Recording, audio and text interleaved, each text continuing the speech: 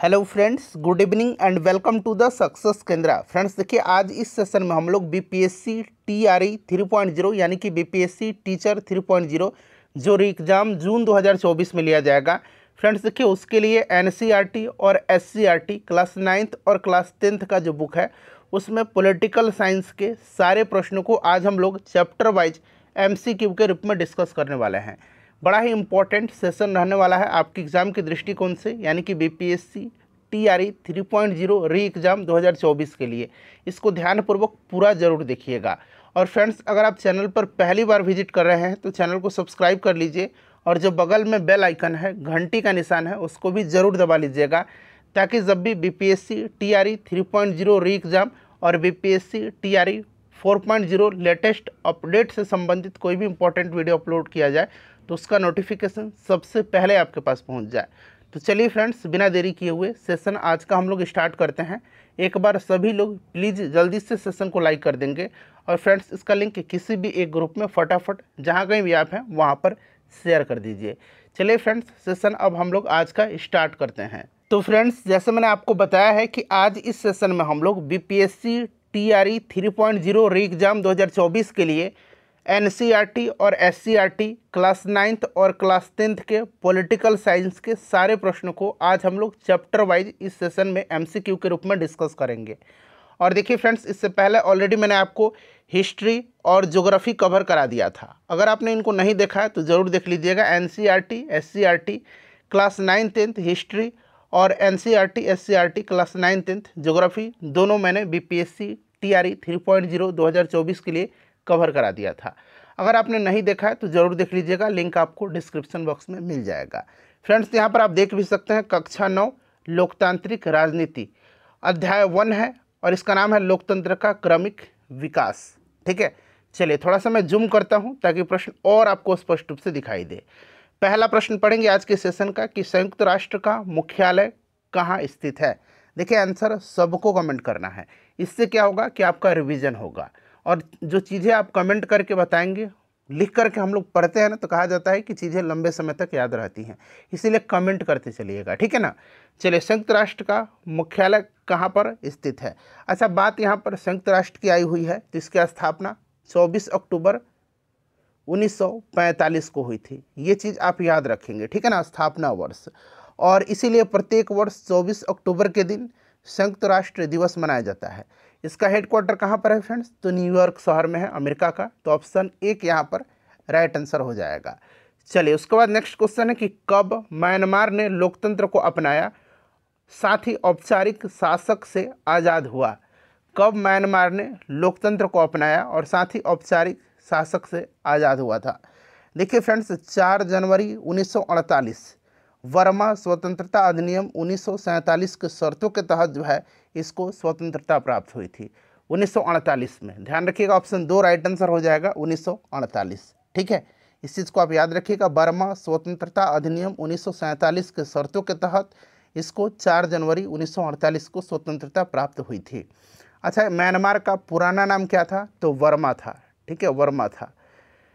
चलिए, उसके बाद नेक्स्ट क्वेश्चन है कि अमेरिका में किस वर्ष लोकतांत्रिक सरकार की बहाली शुरू हुई थी। अमेरिका में किस वर्ष लोकतांत्रिक सरकार की बहाली शुरू हुई थी। क्योंकि देखिए, लैटिन अमेरिका के बहुत सारे ऐसे कंट्रीज़ थे जहां पर 1980 से जो है लोकतांत्रिक सरकार की बहाली शुरू हुई थी। यहां पर अगर लैटिन अमेरिका जोड़ दिया जाए तो ज़्यादा परफेक्ट क्वेश्चन हो जाएगा। 1980 से शुरू हुई थी। वैसे अगर हम संयुक्त राज्य अमेरिका की बात करते हैं तो देखिए, संयुक्त राज्य अमेरिका ने 1787 में एक लोकतांत्रिक संविधान को अपनाया था। किसने, संयुक्त राज्य अमेरिका ने। किसने, संयुक्त राज्य अमेरिका ने। ठीक है ना, संयुक्त राज्य अमेरिका ने 1787 ईस्वी में एक लोकतांत्रिक संविधान को अपनाया था और 1789 में संयुक्त राज्य अमेरिका का संविधान लागू हुआ था। 1789 में लागू हुआ था। तो ये भी आप साथ साथ याद रखिएगा।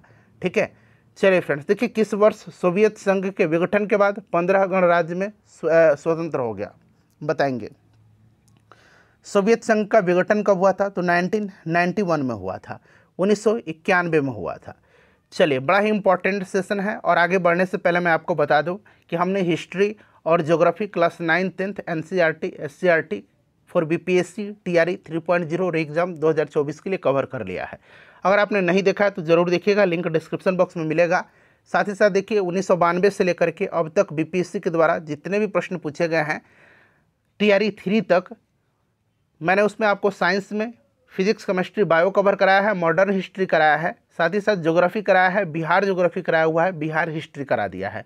सबका लिंक डिस्क्रिप्शन में मिलेगा, देख लीजिएगा। देखिए सार्वभौमिक रूप से भारत में मताधिकार का प्रयोग कब हुआ था? चूँकि 1951-52 में आम चुनाव हुए थे, तो वहीं पर जो है सार्वभौमिक रूप से मताधिकार का प्रयोग हुआ था 1951 में। लेकिन यहाँ पर ऑप्शन में नहीं दिया गया है। यहाँ पर देखिएगा इसका प्रश्न का तरीका क्या था कि सार्वभौमिक रूप से भारत में मताधिकार प्राप्त कब हुआ, ठीक है ना, मताधिकार प्राप्त कब हुआ? तो प्राप्त ये 1950 में हुआ था। कब हुआ था फ्रेंड्स? 1950 में हुआ था। और इसका प्रयोग 1951-52 का जो आम चुनाव था उसमें किया गया था। तो इस तरह से भी आप फ्रेंड्स याद रख सकते हैं, दोनों तरीके से आप याद रख सकते हैं, ठीक है। सार्वभौमिक वयस्क मताधिकार, ठीक है फ्रेंड्स, इसको आप याद रखिएगा। मोतीलाल नेहरू समिति ने अपनी रिपोर्ट में जो 1928 था उसके अंतर्गत नागरिकता की अवधारणा की पुष्टि करते हुए कहा कि 21 वर्ष की आयु प्राप्त करने के पश्चात प्रत्येक लिंग के व्यक्ति को हाउस ऑफ रिप्रेजेंटेटिव या संसद के चुनाव में मतदान करने का अधिकार प्रदान किया जाएगा। और साथ ही साथ देखिए पहले 21 वर्ष था, लेकिन जो आपका यहाँ पर ध्यान रखिएगा, जो आपका 61वां संविधान संशोधन था, 61वां संविधान संशोधन जो कि कब हुआ था? 1989 में हुआ था, ठीक है ना। इसके द्वारा जो है मतदान की आयु को 21 वर्ष से घटाकर कितना कर दिया गया था? 18 वर्ष कर दिया गया था, ठीक है। इस चीज़ को आप ध्यान रख लेंगे, बड़ा ही इंपॉर्टेंट है, ठीक है फ्रेंड्स। चलिए नेक्स्ट क्वेश्चन, 1950 में जो है सार्वभौमिक वयस्क मताधिकार को प्रदान किया गया था और इसका प्रयोग 1951-52 के आम चुनाव में हुआ था। तो यहाँ पर 52 भी दिया गया है, वैसे आम चुनाव 51-52 में हुए थे। चलिए उसके बाद नेक्स्ट क्वेश्चन है, थोड़ा सा छोटा कर देता हूँ। देखिए दूसरा चैप्टर है लोकतंत्र क्या और क्यों। अच्छा, लोकतंत्र का अर्थ क्या है? यहाँ पर पूछा गया है कि लोकतंत्र का अर्थ क्या है, बताइए। तो देखिए लोकतंत्र का मतलब है एक तो निष्पक्ष चुनाव होना चाहिए, ठीक है ना, लोगों द्वारा चुनी गई सरकार होनी चाहिए और फैसले में लोगों की जो भागीदारी है वो होनी चाहिए। तो यहाँ पर ऑप्शन के हिसाब से देखेंगे तो उपरोक्त सभी राइट आंसर इसका हो जाएगा। उसके बाद देखिए चीन में किस पार्टी की सरकार है? चीन में किस पार्टी की सरकार है? तो फ्रेंड्स देखिए चाइना में जो है कम्युनिस्ट पार्टी की सरकार है और चाइना में जो कम्युनिस्ट पार्टी का महासचिव होता है वहीं चीन का राष्ट्रपति होता है शी जिनपिंग, अभी चीन के राष्ट्रपति हैं। चलिए उसके बाद देखिएगा वोट देने की उम्र तय सीमा है। तो वोट देने की उम्र तय सीमा है, अब 18 वर्ष हो गया है। पहले मैंने आपको बताया था अभी कि 61वां संविधान संशोधन 1989 के द्वारा जो है मतदान की आयु 21 वर्ष से घटा करके 18 वर्ष कर दिया गया। कांग्रेस पार्टी का चुनाव चिन्ह क्या है? कांग्रेस पार्टी का चुनाव चिन्ह आपको पता है कमल भारतीय जनता पार्टी का है, ठीक है ना। उसके बाद यहाँ लालटेन देखिए, यह आरजेडी का है, तीर जेडीयू का है और पंजा जो हाथ छाप है ये आपका कांग्रेस पार्टी का है। देखिए जनता दल यूनाइटेड का चुनाव चिन्ह क्या है? जेडीयू का, जनता दल यूनाइटेड का, तो ये तीर छाप है, ठीक है फ्रेंड्स, आपको याद भी होगा। चलिए उसके बाद नेक्स्ट क्वेश्चन कर लेंगे। अच्छा, जनता दल यूनाइटेड की स्थापना अगर पूछा जाए तो कब हुआ था? जेडीयू की स्थापना 2003 में हुआ था, ठीक है। और आरजेडी का स्थापना पूछा गया था इस बार बीपीएससी टीआरई 3.0 में, तो ये मैंने कराया भी था और इसका बता भी देता हूँ, इसी सेशन में आपको मिल जाएगा। आप देख लीजिएगा कि मैंने आपको पढ़ाया था और प्रश्न पूछ लिया गया था, ठीक है। आरजेडी का स्थापना वर्ष। देखिए चीन में भयंकर अकाल जो है कब पड़ा था? चीन में भयंकर अकाल जो है ये कब पड़ा था, बताएंगे। इसका राइट आंसर क्या हो जाएगा? तो देखिए फ्रेंड्स चीन में भयंकर अकाल जो पड़ा था ये आपका कब पड़ा था? तो ये ध्यान रखेंगे 1958 से 61 के बीच में चीन में खराब मौसम और सरकार की जो गलत नीति थी इसके कारण वहाँ पर भीषण अकाल पड़ा था। 1958 यहाँ पर दे रखा है। चलिए भारत में आपातकाल पहली बार कब लगाया गया था? तो देखिए पहली बार अगर हम बात करते हैं तो आपने पढ़ा होगा कि आपातकाल पहली बार 1962 में लगाया गया था भारत चीन युद्ध के दरमियान, ठीक है ना, 26 अक्टूबर 1962 से 10 जनवरी 1968 तक, ठीक है। उसके बाद आपका भारत पाकिस्तान के समय लगाया गया था। उसके बाद फ्रेंड्स यहाँ पर हम बात करते हैं तो 1975 में भी तीसरी बार लगाया गया था। तो यहाँ प्रश्न में 1975 दे रखा है, ठीक है। वैसे आपको याद रखना है 26 अक्टूबर 1962 से 10 जनवरी 1968 तक, ठीक है। चलिए उसके बाद नेक्स्ट क्वेश्चन है कि भारतीय संविधान को निम्नलिखित में से कब अंगीकृत किया गया था? भारतीय संविधान को अंगीकृत कब किया गया था? तो भली भांति आपको याद होगा भारतीय संविधान को अंगीकृत कब किया गया था? तो 26 नवंबर 1949 को, ठीक है, 26 नवंबर 1949 को। चलिए उसके बाद नेक्स्ट क्वेश्चन है कि संविधान सभा ने भारत के संविधान को कब स्वीकृत किया था? तो 26 नवंबर 1949 को किया था। ठीक है, 26 नवंबर 1949 को किया था। चलिए अगला प्रश्न हमारा नेक्स्ट क्वेश्चन कर लेंगे। अध्याय 3 है संविधान निर्माण। देखिए प्रश्न क्या है कि रंगभेद नीति से तात्पर्य क्या है?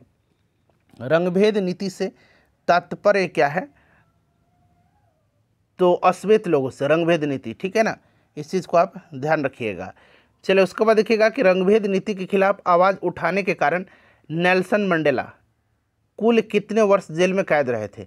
नेल्सन मंडेला आपको याद होगा, ठीक है ना फ्रेंड्स, अफ्रीका में, ये दक्षिण अफ्रीका के हैं और रंगभेद नीति के खिलाफ इन्होंने पुरजोर विरोध किया था और 1964 में इनको कारावास की सज़ा सुनाई गई थी 1964 में, और ये 1990 में जेल से इनको रिहाई मिली थी। और एक और चीज़ ध्यान रखिएगा कि 1990 में ही इनको भारत रत्न से सम्मानित किया गया था और कुल ये 27 वर्ष तक जेल में रहे थे। ठीक है ना, यहाँ पर आप 27 वर्ष बना लीजिएगा ना तो ये आपका परफेक्ट आंसर हो जाएगा, 27 बना लीजिए। चलिए किसने व्यक्त की कि भारत का संविधान भारतीयों की इच्छा अनुसार ही होगा? बताएंगे राइट आंसर इसका क्या होगा? तो फ्रेंड्स ये महात्मा गांधी जी ने जो है यह व्यक्त किया था कि भारत का संविधान भारतीयों की इच्छा के अनुसार ही होगा। देखिए किस संविधान संशोधन में मतदान करने के लिए तय उम्र सीमा 21 वर्ष से घटा करके 18 वर्ष कर दिया गया? तो अभी मैंने आपको बताया था ये आपका कौन सा संविधान संशोधन था? तो फ्रेंड्स जल्दी बताइए, 61वां संविधान संशोधन था। चलिए 42वां संविधान संशोधन मैं आपको बता देता हूँ, इसको मिनी संविधान भी कहा जाता है, लघु संविधान, मिनी कॉन्स्टिट्यूशन, क्योंकि इसमें संविधान में व्यापक परिवर्तन हुए थे संविधान संशोधन के माध्यम से। ठीक है, चलिए यंग इंडिया पत्रिका कब प्रकाशित किया गया? ये महात्मा गांधी जी की पत्रिका है यंग इंडिया और इसको 1931 में प्रकाशित किया गया था। ठीक है, चलिए संविधान लिखते वक्त संविधान सभा में मौजूद सदस्यों की संख्या कितनी थी? संविधान लिखते वक्त संविधान सभा में मौजूद सदस्यों की संख्या कितनी थी? बड़ा ही सिंपल सा क्वेश्चन है, 299 सदस्य थे जिसके अध्यक्ष डॉक्टर राजेंद्र प्रसाद थे। ठीक है, इस चीज़ को याद रखेंगे। भारतीय संविधान ने 26 नवंबर 1949 में अपना काम पूरा कर लिया और 26 जनवरी 1950 को संविधान लागू हो जाता है। ठीक है, इस चीज़ को आप याद रखेंगे। 299 था, हालांकि 389 निश्चित किया गया था, बहुत लोग कहेंगे कि 389, लेकिन ध्यान रखेंगे 299 होगा इसका राइट आंसर। चलिए उसके बाद नेक्स्ट क्वेश्चन है हमारा अध्याय 4 आ गया, चुनावी राजनीति। देखिए बिहार विधानसभा में अनुसूचित जाति की आरक्षित सीट, प्रश्न पढ़िएगा अनुसूचित जाति के। अच्छा बिहार विधानसभा की बात कर लेते हैं। यहाँ पर टोटल सीटों की संख्या 243 है, जिसमें से देखिए फ्रेंड्स 38 सीट जो है, 38 सीट ये अनुसूचित जाति के लिए आरक्षित है और 2 सीट जो है अनुसूचित जनजाति के लिए आरक्षित है। तो प्रश्न में क्या पूछ रहा है? अनुसूचित जाति के लिए 38, तो 38 होना चाहिए, यहाँ पर 38 बनाइए। ठीक है ना, 38 बना लीजिएगा, 38 आपको याद रखना है, और अनुसूचित जनजाति के लिए 2 सीट। देखिए नेक्स्ट क्वेश्चन है कि गरीबी हटाओ का नारा किस पार्टी ने दिया था? गरीबी हटाओ का नारा किस पार्टी ने दिया था? तो देखिए गरीबी हटाओ का नारा जो है यह किस पार्टी ने दिया था? तो फ्रेंड्स यह कांग्रेस पार्टी ने दिया था। गरीबी हटाओ का नारा 1971 के आम चुनाव के दौरान इंदिरा गांधी जी ने दिया था, गरीबी हटाओ देश बचाओ। अच्छा एक था लोकतंत्र बचाओ, लोकतंत्र बचाओ का नारा किसने दिया था? तो ये 1977 में जनता पार्टी सरकार ने दिया था। देखिए यहाँ पर प्रश्न मिल भी गया कि लोकतंत्र बचाओ का नारा किसने दिया था? तो ये नारा दिया था जनता पार्टी सरकार ने 1977 में। देखिए दुनिया में सबसे ज़्यादा मतदाता किस देश के पास है? तो सबसे ज़्यादा अपने भारतवर्ष में है। उसके बाद के निम्न में से कौन सा एक भारतीय संविधान के चौथी अनुसूची की सही व्याख्या करता है? अच्छा टोटल कितनी अनुसूचियाँ हैं? 12 अनुसूची हैं। ठीक है ना, 8वीं अनुसूची पूछा जाता है, इसमें 22 भाषाओं का उल्लेख किया गया है। ठीक है फ्रेंड्स, तो देखिए चौथी अनुसूची से संबंधित पूछा गया है।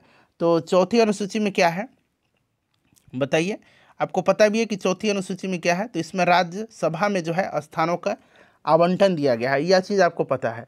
तो देखिए पहला नहीं है, उसके बाद दूसरा भी नहीं है, ठीक है ना, उसके बाद देखिए तीसरा भी नहीं है, चौथा यहाँ पर दिया गया, इसमें राज्यसभा के स्थान या सीट का आवंटन है। देखिए निर्वाचन आयोग का निम्नलिखित में से कौन सा कार्य नहीं है? यहाँ पर कार्य नहीं पूछा जा रहा है निर्वाचन आयोग का, तो यहाँ पर आप ध्यान दीजिएगा निर्वाचन आयोग का कार्य कौन सा इसमें से नहीं है बताइए?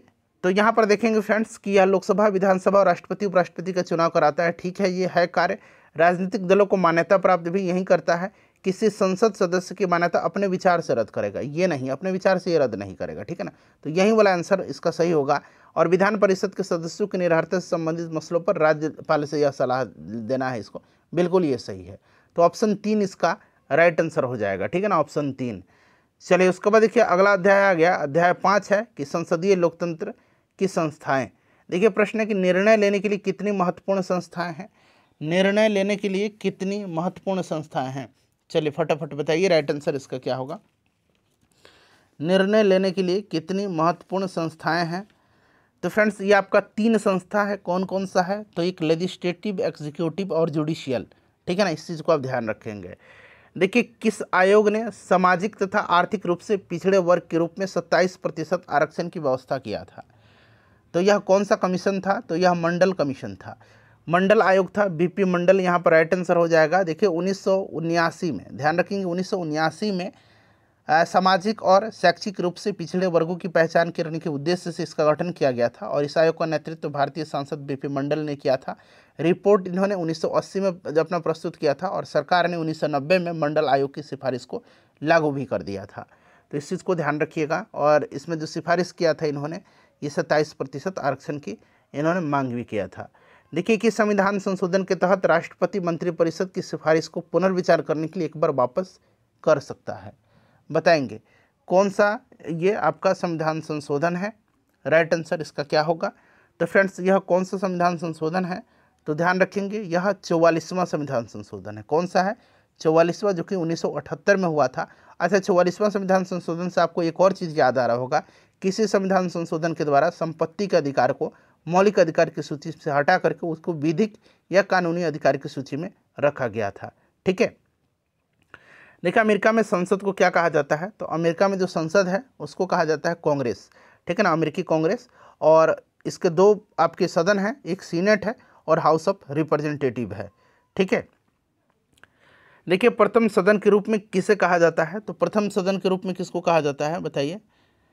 तो प्रथम सदन के रूप में या निचला सदन, याद रखिएगा, निचला सदन या प्रथम सदन या लोकप्रिय सदन पूछे तो ये आपका लोकसभा है, ठीक है, यह लोकसभा है, इस चीज़ को ध्यान रखिएगा। और लोकसभा सदस्यों की अधिकतम संख्या 550 निर्धारित की गई है, ठीक है, इसी चीज़ को भी आप ध्यान रखेंगे।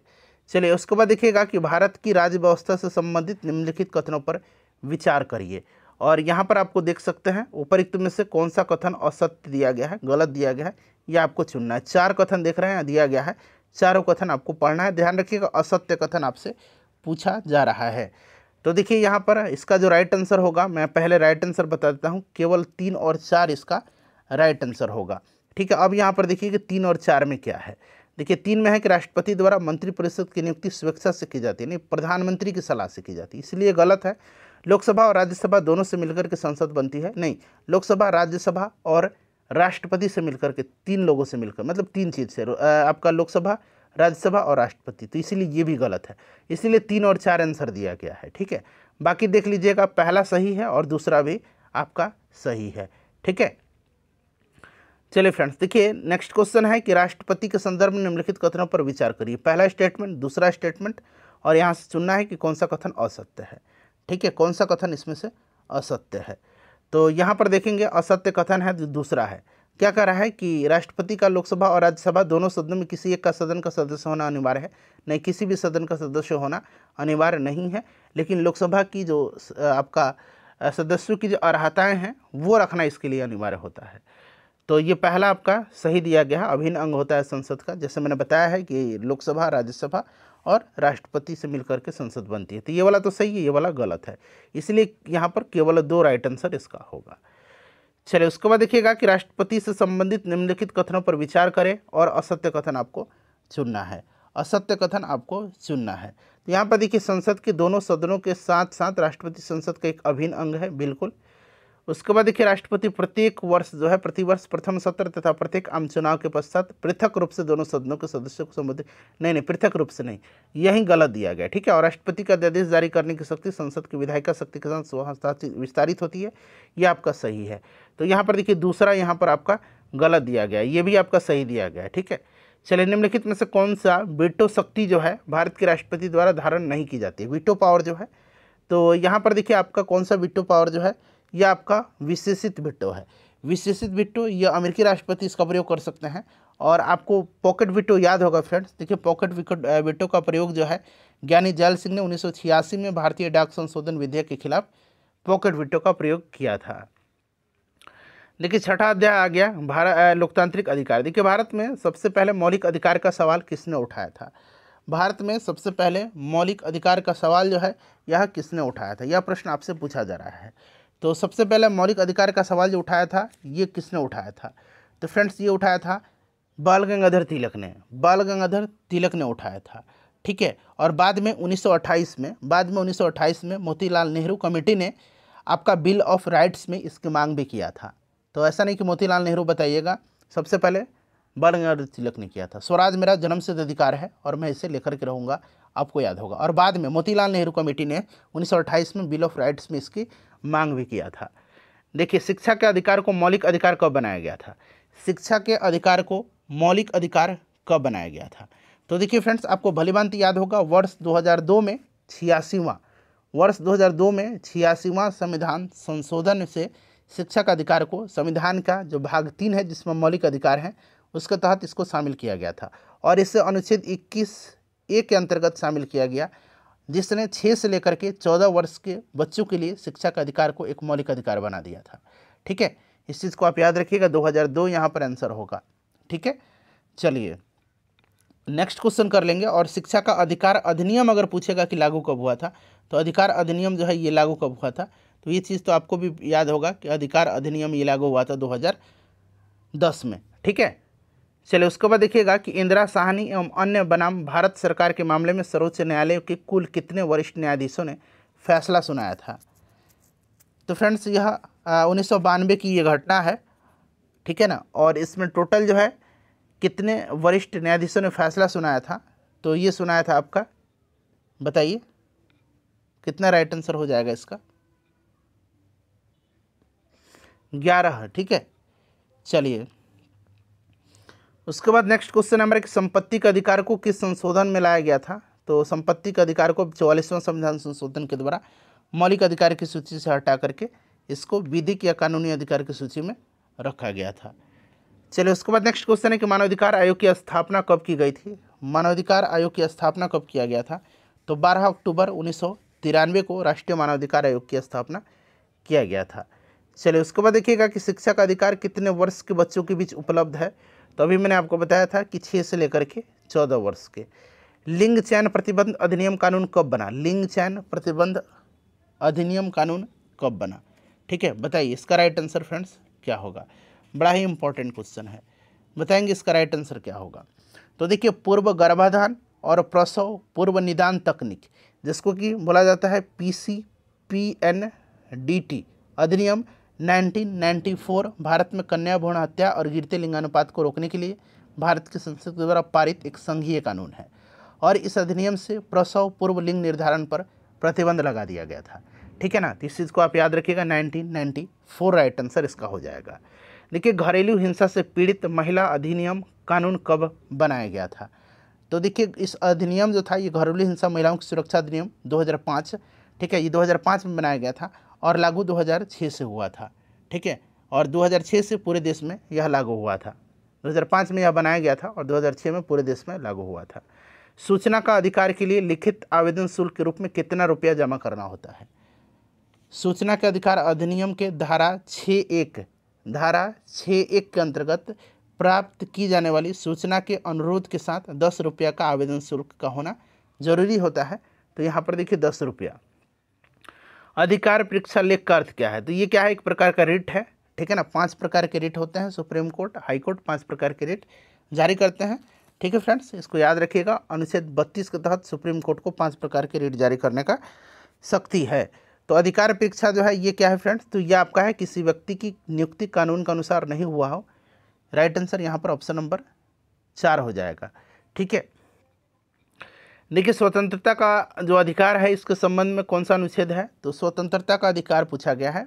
ठीक है, याद रखिएगा, समता का अधिकार अनुच्छेद 14 से लेकर के 18 तक, समता या समानता। स्वतंत्रता का अधिकार 19 से लेकर के 22 तक, तो यहाँ पर देखिए दिया गया है। ठीक है, उसके बाद आपका शोषण के विरुद्ध अधिकार 23-24 अनुच्छेद है। उसके बाद आपका धर्म की स्वतंत्रता 25-28। ठीक है, उसके बाद संस्कृति एवं शिक्षा संबंधी 29-30 और संवैधानिक उपचारों का अधिकार 32 आपको याद है। चलिए उसके बाद देखिएगा कि भारतीय संविधान में किसकी व्यवस्था नहीं है? भारतीय संविधान में प्रेस की है, स्वतंत्रता की है, बंधुत्व की है, समानता की है, किसकी नहीं है? नहीं पूछा गया है। तो देखिए स्वतंत्रता, समानता और बंधुत्व का है, प्रेस की नहीं है। ठीक है ना, ऑप्शन नंबर यहाँ पर एक इसका राइट आंसर हो जाएगा। चलो उसके बाद देखिएगा कि भारतीय संविधान के किस अनुच्छेद के तहत किसी मतदाता को अपने निर्वाचन क्षेत्र के किसी उम्मीदवार के आचरण के संबंध में जानने का अधिकार है? आचरण के संबंध में, ठीक है ना, ये 16(5) है नीचे, बताइएगा ये कौन सा आर्टिकल है? तो फ्रेंड्स यह आर्टिकल कौन सा है? अनुच्छेद 19(1) का क है, ठीक है ना, जिसके तहत किसी मतदाता को अपने निर्वाचन क्षेत्र के किसी उम्मीदवार के आचरण के संबंध में जानने का अधिकार है। यहाँ पर दिखा अनुच्छेद 325 भी इंपॉर्टेंट है। अनुच्छेद 325 क्या है? तो मतदाता सूची नियमावली से संबंधित है यह, और इसमें कहा गया है कि कोई भी व्यक्ति धर्म, नस्ल, जाति या लिंग के आधार पर किसी विशेष मताधिकार सूची में शामिल होने के करने योग्य नहीं होगा। ठीक है ना, शामिल होने का दावा करने योग्य नहीं होगा। चलिए उसके बाद देखिएगा कि निम्न कार्यों में से कौन सा कार्य अनुच्छेद 17 के तहत छुआछूत का कार्य माना जाता है? छुआछूत का कार्य जो है इसमें से कौन सा माना जाता है?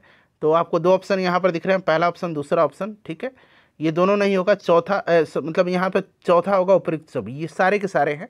ठीक है, किसी व्यक्ति को समान बिक्री या सेवाएं देने से रोकना, बिल्कुल छुआछूत आएगा। धार्मिक, दार्शनिक आधार पर छुआछूत को सही ठहराना, किसी व्यक्ति को सार्वजनिक स्थल पर प्रवेश से रोकना, उपयुक्त सभी होगा। देखिए धार्मिक अधिकारों के संदर्भ में किसी व्यक्ति को धार्मिक अधिकार के संदर्भ में पूछा जा रहा है, बताएंगे इसका राइट आंसर क्या होगा फ्रेंड्स? तो यहाँ पर देखेंगे धार्मिक कामकाजों के प्रबंधन का अधिकार, ठीक है, और नीचे और भी दिया गया है, यहाँ पर आप देख सकते हैं, ये तो बिल्कुल आपका होगा, और धर्म प्रसार रोकने का अधिकार, ठीक है, मतलब करने का अधिकार है, बिल्कुल धार्मिक कामकाजों के प्रबंधन का अधिकार है और धर्म का प्रचार प्रसार करने का अधिकार है। धार्मिक अधिकारों के संबंध में किसी व्यक्ति को ये अधिकार प्राप्त है, और कोई भी विधि अपनाने का अधिकार नहीं है, कोई भी विधि, कोई भी तरीका आप नहीं अपना सकते हैं। ये दोनों राइट आंसर होगा, तो यानी कि 1 और 2 यहाँ पर केवल 1 और 2 होगा। चलिए उसके बाद देखिए भारतीय संविधान के अंतर्गत संपत्ति का अधिकार क्या है? तो अभी मैंने आपको बताया था कि संपत्ति का अधिकार एक विधिक अधिकार है या फिर कानूनी अधिकार है, ठीक है। चलिए उसके बाद देखिए अगला, अब क्लास 10th आ गया, 9th क्लास पूरा कंप्लीट हो गया, ठीक है ना। जो इंपॉर्टेंट क्वेश्चन थे वो कवर हो गए आपके। अब क्लास 10th है, लोकतांत्रिक राजनीति, अध्याय 1, लोकतंत्र में सत्ता की साझेदारी। अब देखिए भारत में औरतों के लिए आरक्षण की व्यवस्था है, तो भारत में औरतों के लिए आरक्षण की जो व्यवस्था है ये आपकी पंचायती राज संस्था में है, ठीक है ना। 50% आरक्षण बहुत जगह हो गया है। 2006 जो पंचायती राज अधिनियम था उसके तहत बिहार में तो 50% आरक्षण दिया गया, और बिहार ऐसा शायद पहला राज्य भी था, इसको याद रखिएगा। चलिए कौन रंगभेद विरोधी नहीं थे? तो यहाँ पर देखिए किंग मार्टिन लूथर थे, महात्मा गांधी थे, टॉमी स्मिथ और ऑल कॉर्लिस थे। जेड गुडी नहीं थे, ये एक टेलीविज़न कलाकार हैं, ये नहीं थे। चलिए उसके बाद देखिए किस अनुच्छेद में नागरिकों को स्वतंत्रता का अधिकार दिया गया है? तो स्वतंत्रता का अधिकार अभी मैंने आपको बताया था 19 से लेकर के 22 तक में है, और इसमें स्वतंत्रता का अधिकार आर्टिकल 19 में प्रदान किया गया है, ठीक है। आर्टिकल 19 यहाँ पर करेक्ट आंसर हो जाएगा। चलिए अगला प्रश्न कर लेंगे फ्रेंड्स। अगला प्रश्न हमारा क्या है कि, तो यहाँ पर करेक्ट आंसर आपका ऑप्शन 2 हो जाएगा। राजनीतिक में धर्म की समस्या के रूप में तब खड़ी होती है जब राजनीतिक में धर्म एक समस्या के रूप में तब खड़ी होती है जब धर्म को राष्ट्र मान लिया जाए। धर्म को अगर राष्ट्र मान लेंगे तो एक समस्या हो जाती है। चलिए उसके बाद देखिएगा कि सांप्रदायिक राजनीति के अर्थ आधारित हैं। सांप्रदायिक राजनीतिक बताएंगे, इसका राइट आंसर क्या होगा? तो एक धर्म दूसरे धर्म से श्रेष्ठ है, यही तो है, सब लोग अपने धर्म का ढोल बजाएंगे। धर्मनिरपेक्ष का क्या अर्थ है? किसी धर्म से नहीं है, ठीक है, इस चीज़ को आप ध्यान रखेंगे। सर्वप्रथम ब्रिटेन देश ने कब महिलाओं को वोट देने का अधिकार प्राप्त हुआ था? ब्रिटेन में। अब थोड़ा सा यहाँ पर ध्यान दीजिए, देखिए बहुत लोग 1928 कहेंगे, तो इसके बारे में मैं आपको बताता हूँ। सबसे पहले देखिएगा यह अधिकार जो है 10 जनवरी 1918 को, 10 जनवरी 1918 को, ठीक है, 10 जनवरी 1918 को हाउस ऑफ लॉर्ड्स ने, ठीक है ना, हाउस ऑफ लॉर्ड्स ने 30 वर्ष से अधिक उम्र की महिलाओं को वोट देने के अधिकार की मंजूरी दिया था 1918 में। पूरा डिटेल में मैंने आपको बताया कि 10 जनवरी 1918 को हाउस ऑफ लॉर्ड्स ने 30 वर्ष से अधिक उम्र की महिलाओं को वोट देने का अधिकार को मंजूरी दिया था। लेकिन बाद में 1928 में क्या हुआ? वयस्क मताधिकार, यानी कि 21 वर्ष से जो अधिक उम्र की महिलाएं हैं, यानी कि सार्वभौमिक वयस्क मताधिकार 28 से ये शुरू हुआ था, ठीक है ना। तो दोनों में अंतर है, याद रखिएगा। भारत में किस आधार पर विभाजन संभव है? तो भारत में किस आधार पर विभाजन संभव है? तो फ्रेंड्स ये धर्म के आधार पर, ठीक है ना, धर्म के आधार पर। चलिए उसके बाद देखिएगा कि पंचायत के लिए निर्वाचन आयोग की नियुक्ति कौन करता है? पंचायतों के लिए निर्वाचन आयोग की नियुक्ति यह राज्यपाल करता है और पंचायत चुनाव की जिम्मेवारी राज्य सरकार की होती है, ठीक है ना। चलिए उसके बाद देखिएगा कि नगरीय शासन व्यवस्था को कब और किस संशोधन में मान्यता दिया गया था? नगरीय शासन व्यवस्था को, नगरीय शासन यानी कि जो नगर निगम वगैरह हैं, ठीक है ना, इसकी बात की जा रही है। तो ये आपको दिया गया था 74वां संशोधन था और पंचायती राज को 73वां था। इस चीज़ को आप ध्यान रखेंगे, ठीक है ना। पंचायती राज को जो ग्रामीण निकाय है, देखिए कितनी जनसंख्या पर नगर पंचायत की स्थापना की जाती है? तो ये आपका ऑप्शन ए राइट आंसर हो जाएगा इसका, 12,000 से 40,000 के बीच में। चलिए उसके बाद फ्रेंड्स अगला प्रश्न कर लेंगे हम लोग कि नगरपालिका कार्य क्षेत्र विशेष अनुसूची में है। तो नगरपालिका का है आपका अनुसूची पूछा गया, जिसमें 12 अनुसूची था, मैंने आपको बताया था, ठीक है ना। तो फ्रेंड्स ये आपका आता है अनुसूची 12 में, और 11वीं में आपका जो पंचायती राज वगैरह है ये है, ठीक है। चलिए उसके बाद देखिए जिला परिषद का कार्यकाल कितने वर्ष का होता है? जिला परिषद का कार्यकाल तो ये 5 वर्ष का होता है। उसके बाद देखिए भारत एवं अमेरिका के संविधान के संदर्भ में निम्नलिखित में से कौन सा प्रावधान एक समान है? तो एक समान कौन सा है इसमें से? देखिए 4 ऑप्शन दिख रहा है आपको, थोड़ा सा और छोटा कर दूँ ताकि आपको 4 ऑप्शन दिखे। तो संविधान के निर्वाचन के लिए एक स्वतंत्र न्यायपालिका पाई जाती है। यहाँ पर ऑप्शन नंबर यहाँ पर 4 राइट आंसर हो जाएगा, ठीक है। उसके बाद देखिएगा भारत एवं ब्रिटिश संविधान के संदर्भ में निम्नलिखित में से कौन सा कथन सही दिया गया? भारत और ब्रिटिश संविधान के संबंध में देखिए दोनों देशों में संसदीय प्रणाली का प्रावधान है। संसदीय व्यवस्था ब्रिटेन से ही लिया गया है और संघात्मक जो लिया गया है संघात्मक कनाडा से लिया गया है। इस चीज़ को आप ध्यान रखिएगा। चलिए भारतीय संविधान के अंतर्गत विषय तथा संबंधित सूची दिया गया है, कौन सा सुमेलित नहीं है? नहीं पूछ लिया गया है। यहाँ पर देखिए ये है आपका विषय और सूची। तो आपको पता है कि संघ सूची, राज्य सूची और समवर्ती सूची, यानी कि संघ और राज्य के बीच शक्ति का बंटवारा है, ये 7वीं अनुसूची में है। किस अनुसूची में? 7वीं अनुसूची में, संघ सूची, राज्य सूची और समवर्ती सूची। अब यहाँ पर देखिएगा संघ सूची की अगर हम बात करते हैं फ्रेंड्स, तो आप इसे भी ध्यान रखिए। देखिए संघ सूची में क्या क्या आता है? तो संघ सूची में आपका विदेशी मामले, रेडियो, टेलीविजन, डाक, बचत बैंक, शेयर बाजार, बैंकिंग, बीमा, रेलवे, रक्षा, ये सब संघ सूची है। राज्य सूची में आपका पुलिस, लोक व्यवस्था, लोक स्वास्थ्य, स्वच्छता, पंचायती राज, भूमि सुधार, ये आपका राज्य सूची का है। उसके बाद अगर बात करते हैं समवर्ती सूची का, तो शिक्षा, जनसंख्या नियंत्रण, परिवार कल्याण, वन, ये सब आपका समवर्ती सूची है। तो वन जो है ये समवर्ती सूची का विषय है, ठीक है ना। यहाँ पर दिया भी गया, सॉरी, तो समवर्ती सूची दिया भी गया, सही है। शेयर बाजार, अभी मैंने बताया था आपको कि शेयर बाजार, बैंकिंग, बीमा, रेलवे, रक्षा, बचत बैंक, डाक, ये सब आपके संघ सूची के विषय हैं। ये वाला गलत है। डाक, बचत बैंक संघ सूची है, बिल्कुल सही है। जन स्वास्थ्य राज्य सूची है, बिल्कुल सही है। कौन सा सुमेलित नहीं? तो ऑप्शन यहाँ पर 2 राइट आंसर इसका हो जाएगा, ठीक है ना। चलिए उसके बाद देखिएगा कि भारतीय संविधान में राज्य सूची में निम्नलिखित में से कौन सा एक शामिल नहीं होता है? राज्य सूची में शामिल नहीं है। देखिए दंड प्रक्रिया संहिता जो है, दंड प्रक्रिया संहिता, यह आपका राज्य सूची में नहीं। बाकी पुलिस, कारागार, कानून व्यवस्था, ये सब राज्य सूची के अंतर्गत है। निम्नलिखित में से देखिए किन आयोग या समिति का संबंध केंद्र राज्य संबंध से है? और यहाँ पर देखिए आंसर आपको उपयुक्त में से कौन सा कथन सही है, यह आपको चुन करके बताना है, ठीक है, बताइए।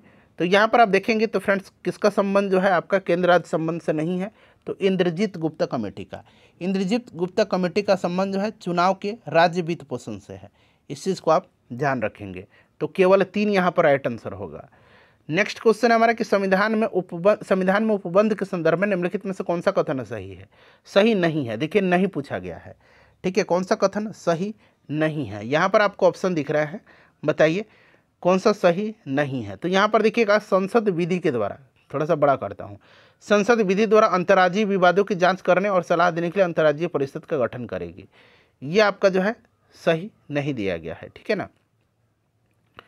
चलिए उसके बाद देखिएगा कि भारत के संघ लोक सेवा आयोग के विषय में कौन सा कथन यहाँ पर सही है? बताइए। तो देखिए इसका राइट आंसर होगा आपका ऑप्शन नंबर 2, इसका करेक्ट आंसर होगा कि इसका राज्य लोक सेवा आयोग से कोई लेना देना नहीं होता है। ठीक है, चलिए बाकी ऑप्शन भी देख लीजिए। नेक्स्ट क्वेश्चन है हमारा कि निम्नलिखित में से किस एक के अनुमोदन से किसी राज्य लोक सेवा आयोग के कार्यों को संघ लोक सेवा आयोग को सौंपा जा सकता है? तो फ्रेंड्स ये राष्ट्रपति हैं, ऑप्शन 1 राइट आंसर होगा। चलिए अगला चैप्टर आ गया सत्ता में साझेदारी। देखिए संघ राज्य की विशेषता नहीं है, संघ राज्य की विशेषता नहीं पूछा गया। अच्छा विशेषता क्या क्या है तो ये पहले सुन लीजिए क्या क्या विशेषता है। संविधान की सर्वोच्चता, लिखित संविधान, शक्तियों का विभाजन, स्वतंत्र न्यायपालिका यानी कि सर्वोच्च न्यायपालिका और दोहरी शासन व्यवस्था। तो यहाँ पर इकहरी दिया गया है, ये नहीं है, दोहरी शासन व्यवस्था है। नेक्स्ट क्वेश्चन है कि संघ सरकार का उदाहरण है, संघ सरकार का उदाहरण है इसमें से बताएं राइट आंसर क्या होगा? तो यहाँ पर अमेरिका हो जाएगा। चलिए भारत में संघ एवं राज्यों के बीच अधिकारों का विभाजन कितनी सूची में है?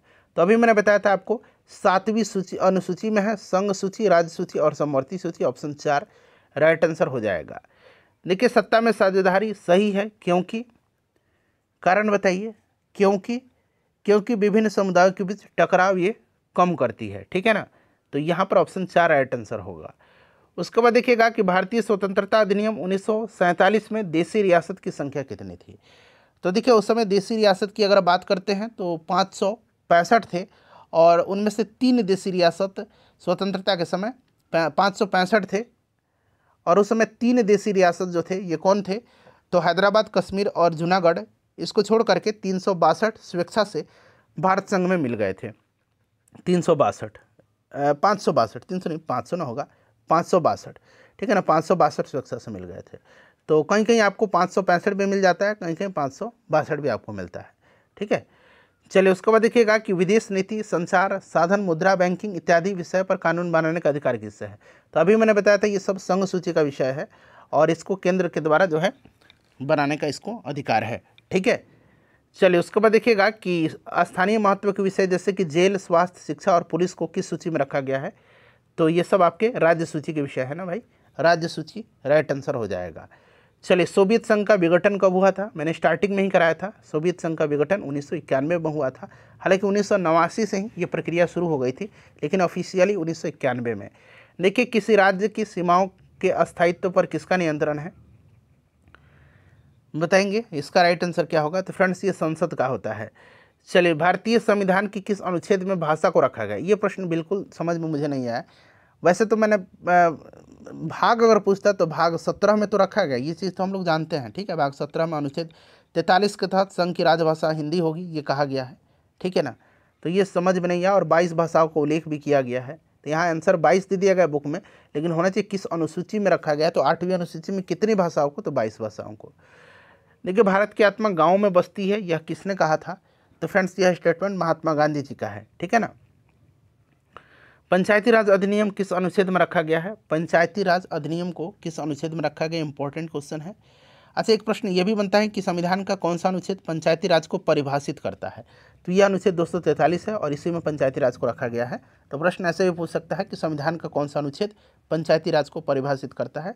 तो अनुच्छेद 243। अच्छा पंचायतों का जो गठन है यह अनुच्छेद 40 में है, इसे भी आप याद रखेंगे, ठीक है। चलिए बिहार में पंचायती राज की किस स्तरीय स्वरूप है? कौन सा स्तरीय? तो फ्रेंड्स ये आपका त्रिस्तरीय स्वरूप है, आपको पता है त्रिस्तरीय स्वरूप है। पंचायती राज व्यवस्था 2 अक्टूबर 1959 को राजस्थान के नागौर से शुरू किया गया था। बिहार पंचायती राज अधिनियम में कब से 50% का प्रावधान है? तो मैंने आपको बताया था 2006 से, ठीक है। ग्राम सभा की बैठक 1 वर्ष में कितनी बार होगी? 1 वर्ष में 4 बार होगी। कितनी बार होगी? 4 बार होगी, ठीक है। 1 वर्ष में कितनी बार होगी? 4 बार होगी, याद रखिएगा। और कहीं कहीं किसी किसी राज्य में 2 वर्ष भी है, मतलब 2 बार भी है, तो इस चीज़ को आप याद रखिएगा, लेकिन 4 बार राइट आंसर होगा इसका। न्याय मित्र किसके कार्यों में सहयोग देता है? न्याय मित्र जो है किसके कार्यों में सहयोग देता है? तो फ्रेंड्स ये सरपंच का, ठीक है। उसके बाद देखिएगा ग्राम कचहरी के कार्यों में सहयोग कौन देता है? राइट आंसर इसका क्या होगा फ्रेंड्स? तो ये आपका न्याय सचिव हो जाएगा। चलिए अगला चैप्टर आ गया लोकतंत्र में प्रतिस्पर्धा एवं संघर्ष। वर्ष 1975 की भारतीय राजनीति किस लिए जानी जाती है? तो 1975 में मैंने बताया था कि जनता पार्टी की सरकार बनी थी, उस समय इंदिरा गांधी ने आपातकाल लागू किया था, ठीक है। देश के अंदर आपातकाल लागू हुआ था। ठीक है फ्रेंड्स, इसको आप याद रखिएगा। उस समय राष्ट्रपति फखरुद्दीन अली अहमद थे। इसमें से कौन राष्ट्रीय दल है? अच्छा, वर्तमान में टोटल राष्ट्रीय दल कितने हैं? 6 राष्ट्रीय दल हैं। इस चीज़ को आप याद रखिएगा। आम आदमी पार्टी को राष्ट्रीय दल का दर्जा दिया गया है। भारतीय जनता पार्टी इसमें से राष्ट्रीय दल है। दल बदल कानून किस पर लागू होता है? तो दल बदल कानून की बात करते हैं तो 1985 में आपको 52वां संविधान संशोधन याद होगा। ठीक है ना, इसके तहत 10वीं अनुसूची जोड़ा गया था संविधान में और दल बदल पर प्रतिबंध लगाया गया था। तो यहाँ पर देखिए सांसद और विधायक पर यहाँ पर राइट आंसर होगा। चलिए, गठबंधन सरकार बनाने की संभावना किस प्रकार की दलीय व्यवस्था में है? तो गठबंधन जहाँ बहुदलीय होगा वहीं पर तो होगा। ऑप्शन नंबर यहाँ पर 3 राइट आंसर होगा इसका। ठीक है, ऑप्शन नंबर यहाँ पर 3 राइट आंसर हो जाएगा। चलिए फ्रेंड्स, उसके बाद नेक्स्ट क्वेश्चन है कि किस देश में बहुदलीय व्यवस्था है? तो बहुदलीय व्यवस्था पाकिस्तान और बांग्लादेश में है, तो 1-3 राइट आंसर हो जाएगा। भारत में भी है। कौन सा प्रमुख उद्देश्य राजनीतिक दलों का होता है? तो राजनीतिक दलों का एकमात्र उद्देश्य मेरे हिसाब से सत्ता प्राप्त करना होता है, चाहे वह नैतिक स्तर पर या फिर अनैतिक स्तर पर, सत्ता प्राप्त करना ही मुख्य लक्ष्य होता है। तो ऑप्शन हम 1 पर टिक लगाएंगे। चलिए, उसके बाद देखिएगा कि राजनीतिक दलों की नींव सर्वप्रथम किस देश में पड़ी थी? राजनीतिक दलों की नींव जो है ये सर्वप्रथम पड़ी थी ब्रिटेन में। कहाँ पर? ब्रिटेन में। चलिए, उसके बाद देखिएगा कि 2005 में सूचना का अधिकार की शुरुआत कहाँ से हुई थी? 2005 में सूचना का अधिकार 12 अक्टूबर 2005 को लागू हुआ था यह सूचना का अधिकार अधिनियम, और राजस्थान से शुरुआत हुई थी इसकी। चलिए, राजनीतिक दल का आशय क्या है? तो व्यक्तियों का समूह है एक। उसके बाद देखिए श्रीलंका कब आज़ाद हुआ था? श्रीलंका आज़ाद हुआ था 1948 में। ठीक है ना। देखिए, बोलीविया में जन संघर्ष का मुख्य कारण क्या था? ये प्रश्न अभी बीपीएससी टीआरई में पूछा गया था 3.0 में। ठीक है, पानी की कीमत में वृद्धि बोलीविया में हुआ था। देखिए, ताड़ी विरोधी आंदोलन किस प्रांत में शुरू हुआ था? ताड़ी विरोधी आंदोलन तो ये आंध्र प्रदेश में। अगला प्रश्न हमारा कि नर्मदा घाटी किस राज्य में स्थित है? नर्मदा घाटी जो है यह किस राज्य में स्थित है? तो फ्रेंड्स यहाँ पर आप ध्यान देंगे, यह है आपका गुजरात, महाराष्ट्र, मध्य प्रदेश में। चलिए, भारतीय किसान यूनियन के प्रमुख नेता कौन थे? भारतीय किसान आंदोलन तो ये महेंद्र सिंह टिकैत हैं। चलिए, उसके बाद देखिएगा कि 1925 में कम्युनिस्ट पार्टी की स्थापना किसने किया था? तो एम.एन. रॉय ने किया था। और चूंकि संस्थापक सदस्य में जो संस्थापक सदस्य थे उसमें एस ए डांगे भी थे, इसलिए यहाँ पर एस ए डांगे होगा। एम.एन. रॉय याद रखिएगा। कानपुर आपको याद भी होगा जगह। देखिए, राजद पार्टी की स्थापना कब की गई थी? राष्ट्रीय जनता दल, यहीं पूछ लिया गया था। इस बार बीपीएससी टीआरई 3.0 जो रद्द हुआ था उसमें, तो 1997 में। ठीक है, चलिए ऑप्शन नंबर यहाँ पर 2 करेक्ट आंसर इसका।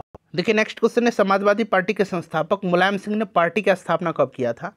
तो फ्रेंड्स इन्होंने किया था 1992 में। चलिए, अगला प्रश्न करेंगे। देखिए, गरीबी हटाओ का नारा इंदिरा गांधी के द्वारा कभी दिया गया था? तो 1971 में।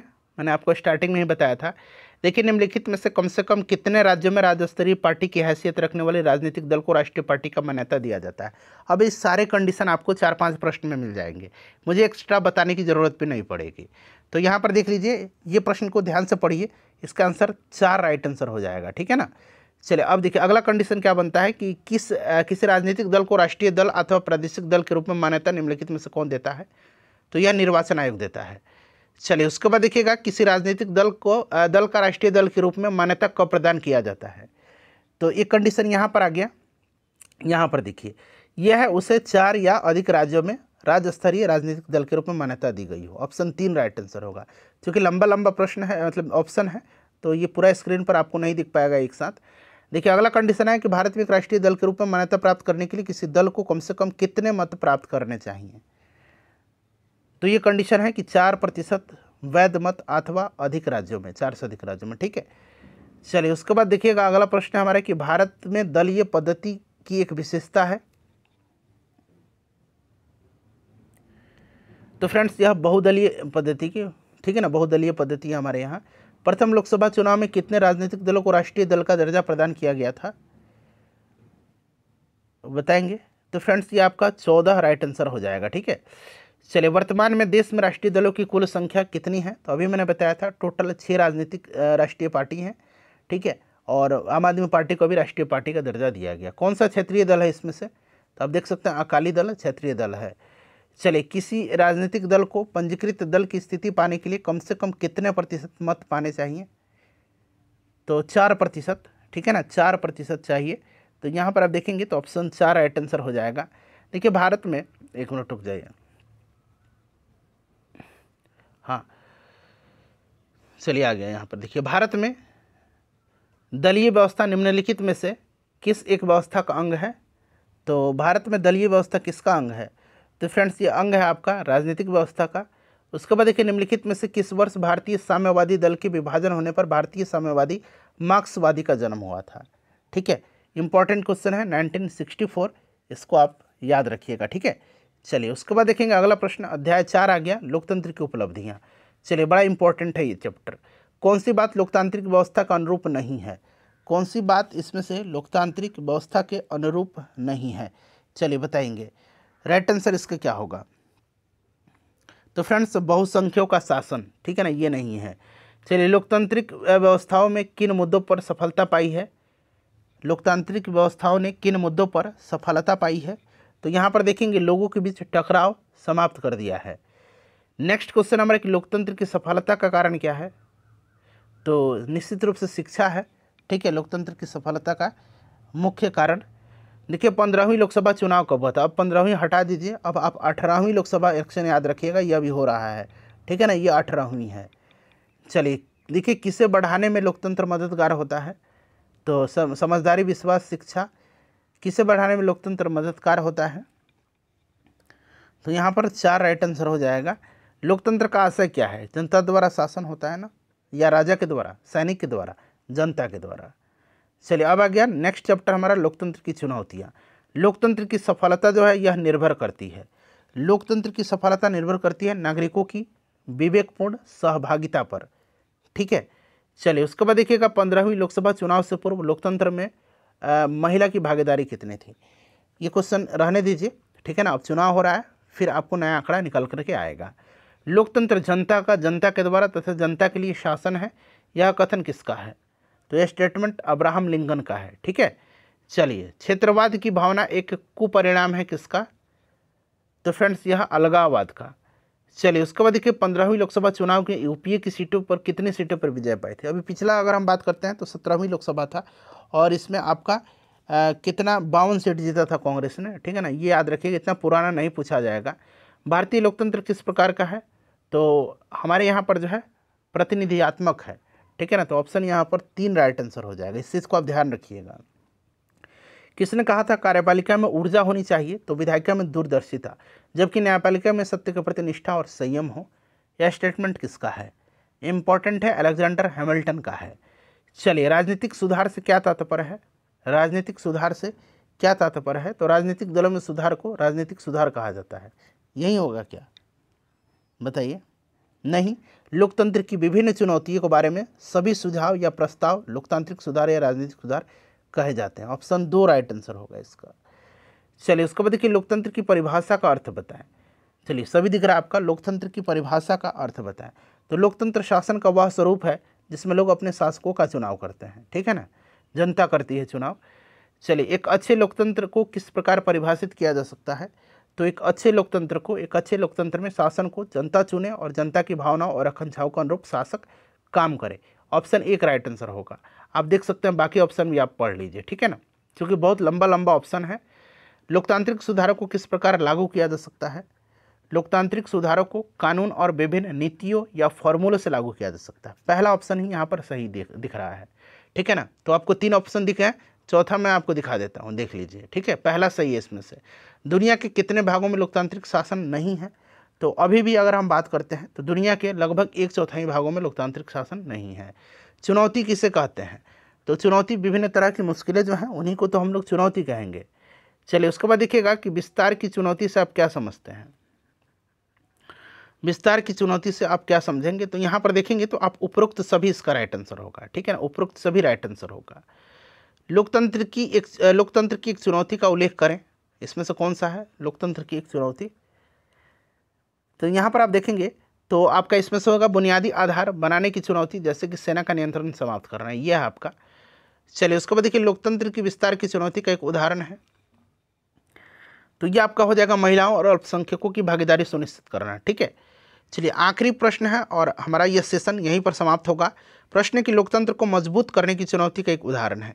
इस प्रश्न का आंसर आप मुझे कमेंट करके बताइए, और फ्रेंड्स प्लीज़ इसको लाइक कर दीजिए और शेयर कर दीजिए। क्लास 9, 10th आपका हिस्ट्री, ज्योग्राफी और पॉलिटिकल साइंस मैंने कंप्लीट करा दी।